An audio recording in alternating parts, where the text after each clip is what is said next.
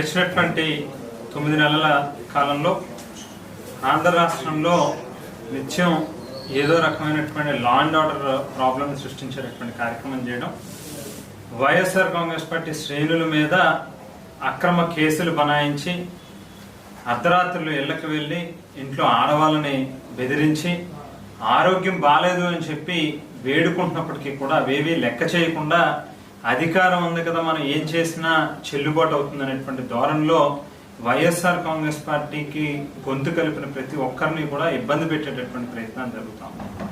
ముఖ్యంగా ఈ గడిచిన ఈ నెల రోజుల కాలంలో మనం చూస్తే వల్లభనేని వంశీ గారిని కావచ్చు, లేకపోతే నిన్నటి రోజు పోసాని కృష్ణమురళి గారిని కావచ్చు, ఏ రకంగా ఇబ్బంది పెడతా ఉన్నారు అనేటువంటిది అందరూ కూడా గమనిస్తూ ఉన్నారు.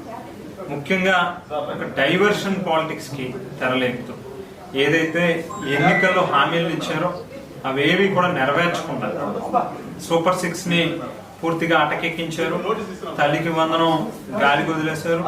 పరిపాలన చూస్తే ఎక్కడా కూడా ఒక పద్ధతిలో నడుస్తా ఉన్నటువంటి పరిస్థితి లేదు.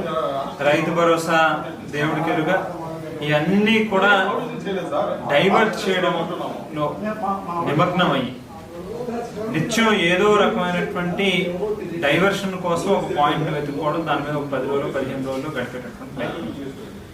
ఇవాళ కొత్త బడ్జెట్ ని ప్రవేశపెడతా ఉన్నటువంటి కేవలం ఆ బడ్జెట్ ప్రజారంజకంగా ఉండదు కాబట్టి, ఎన్నికల్లో ఇచ్చినటువంటి వాగ్దానాలని అర్థం పట్టేటట్టుగా ఆ బడ్జెట్ లో కనిపించదు కాబట్టి దాన్ని కూడా డైవర్ట్ చేయాలనేటువంటి ఉద్దేశంతో ఇవాళ పోసాని కృష్ణమురళి గారిని అరెస్ట్ చేస్తా ఉన్నటువంటి పరిస్థితి కనిపిస్తూ ఉంది. అయితే ఏదైతే ఇవాళ మీరు తెరలేపినటువంటి కొత్త సంస్కృతి సాంప్రదాయాలకి ఎవరైనా ప్రభుత్వానికి వ్యతిరేకంగా ప్రభుత్వం చేస్తా ఉన్నటువంటి తప్పిదాలని వేలెత్తి చూపించే ప్రయత్నం చేసినటువంటి ప్రతి ఒక్కరి గొంతుని నొక్కేటటువంటి ప్రయత్నం చేస్తా ఉన్నారు.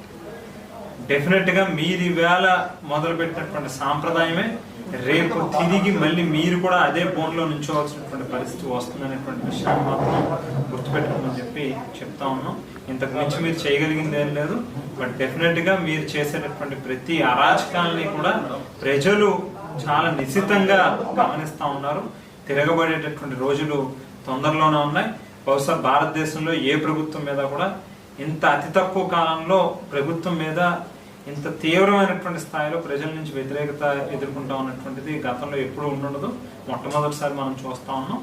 డెఫినెట్ గా ఎవరైతే గద్దెనెక్కించినటువంటి ప్రజలు ఉన్నారో వాళ్ళే ప్రభుత్వాన్ని గద్దె దించేటటువంటి కార్యక్రమం కూడా చేస్తారు.